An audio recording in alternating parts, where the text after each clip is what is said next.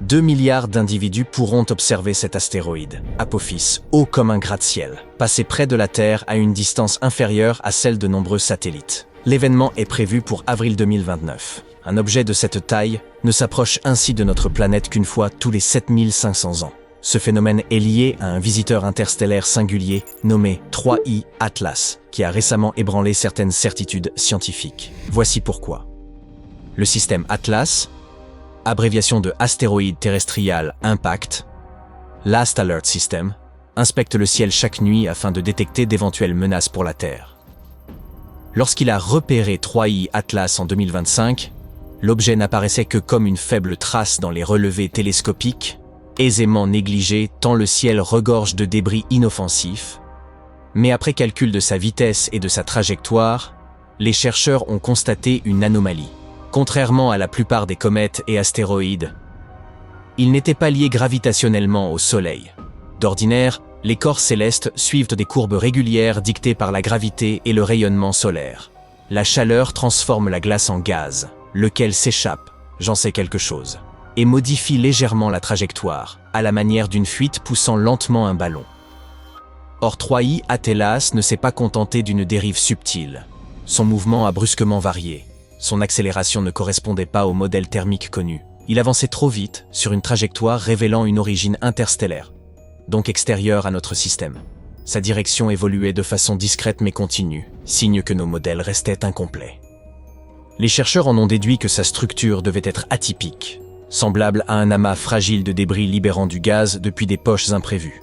Il est aussi possible que sa chimie de surface réagisse à la lumière solaire d'une manière inédite. Cela suggère que des forces infimes, habituellement négligées, jouent peut-être un rôle plus important qu'on ne le pensait. La NASA et l'Agence spatiale européenne ont toutefois précisé que cet objet, que nous appellerons simplement 3I, n'était pas un engin extraterrestre, contrairement à certaines spéculations en ligne. Aucun signal n'a été détecté et rien n'indique une propulsion ou des matériaux artificiels, seulement de la glace et de la poussière.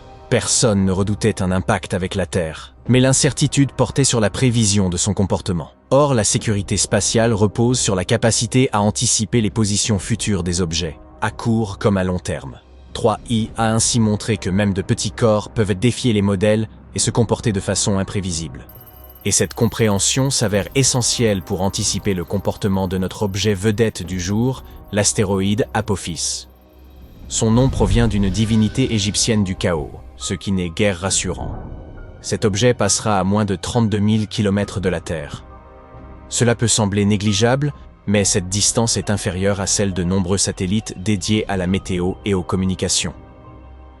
Environ 2 milliards de personnes, réparties en Afrique et en Europe occidentale, pourront l'observer à l'œil nu. À cette proximité, la gravité terrestre ne se contentera pas d'une influence minime. Elle exercera une traction suffisante pour modifier sa rotation, fissurer sa surface ou altérer sa structure interne. Les scientifiques parlent ici de forces de marée, comparables à la pression exercée sur une balle anti-stress. Elle ne cède pas, mais n'en ressort pas intacte.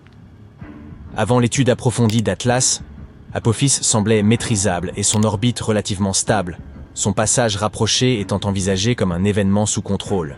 Toutefois, les enseignements tirés de 3I Atlas ont conduit les chercheurs à reconsidérer l'échéance de 2029, non comme un danger, mais comme une épreuve grandeur nature. Si la gravité terrestre infléchit ne serait-ce que légèrement la trajectoire d'Apophis, les modèles doivent en rendre compte immédiatement. C'est dans cette optique que les agences spatiales européennes et japonaises ont conçu la mission Ramsès, un engin doté d'instruments avancés et d'une caméra haute résolution d'origine suisse, chargée d'observer l'astéroïde au plus près lors du passage. L'objectif est de détecter l'apparition de fractures, les déplacements de poussière ou les variations de rotation, à la manière d'un dispositif surveillant les fonctions vitales. La bonne nouvelle est qu'Apophis ne percutera pas la Terre en 2029, ce que les chercheurs affirment sans ambiguïté. Mais la sécurité repose sur la capacité à prévoir, et elle a été mise à mal par le comportement imprévu de 3I Atlas. Les chercheurs observent donc Apophis avec une attention redoublée afin de tester leur modèle dans les conditions les plus sûres possibles. Un objet identifié, une date connue et l'ensemble des instruments pointés vers lui. Bien entendu, les scientifiques n'ont pas cessé d'observer 3I Atlas. L'une des sondes les plus récentes de la NASA, Europa Clipper, poursuit actuellement sa route vers Jupiter, avec un long trajet devant elles. En cours de mission, les savants ont compris qu'ils disposèrent d'une occasion idéale d'orienter ces instruments vers cette comète interstellaire. Depuis une distance d'environ 164 millions de kilomètres, la sonde a dirigé sa caméra afin de suivre le passage d'Atlas. Les données obtenues dépassent largement les capacités de l'observation humaine. Elles proviennent d'un instrument ultraviolet, conçu à l'origine pour étudier les lunes glacées de Jupiter, qui a observé la comète durant 7 heures continues. Ce type de rayonnement permet de détecter des gaz et des éléments invisibles en lumière classique, offrant ainsi un accès direct à l'activité chimique de l'objet plutôt qu'à sa seule apparence. Le halo lumineux qui entoure la comète, appelé chevelure, révèle les substances libérées lorsque la glace est chauffée par le Soleil. L'analyse de la dispersion et du mouvement de ces gaz permet de mieux comprendre la composition d'Atlas et l'intensité de son activité. Jusqu'à présent, ces observations ont mis en évidence des caractéristiques chimiques singulières. Des radiotélescopes installés dans le désert d'Atacama ont ciblé la comète et détecté des signaux nets de méthanol et de cyanure d'hydrogène. Ces molécules, en apparence anodines, voire toxiques, prennent une importance majeure lorsqu'on considère leur rôle à l'origine des processus chimiques liés à la vie. Il ne s'agissait pas de traces infimes. La production de méthanol par 3I Atlas a fortement augmenté à mesure de son rapprochement du Soleil, atteignant un maximum précisément au moment où la glace d'eau commence à se vaporiser. Comparée à la plupart des comètes étudiées, celle-ci présentait une richesse chimique remarquable. Le rapport entre méthanol et cyanure d'hydrogène figure parmi les plus élevés jamais mesurés. Cela n'implique nullement la présence de vie ou d'organismes, mais souligne l'importance de ces composés dans les étapes préliminaires de la chimie du vivant. En effet, la formation de la vie ne s'opère pas d'un seul saut, mais par une succession de transformations. Le cyanure d'hydrogène intervient dans la synthèse des acides aminés, éléments constitutifs des protéines. Le méthanol, quant à lui, agit comme un agent facilitateur dans la formation de molécules plus complexes, telles que les sucres ou les précurseurs de l'ADN et de l'ARN.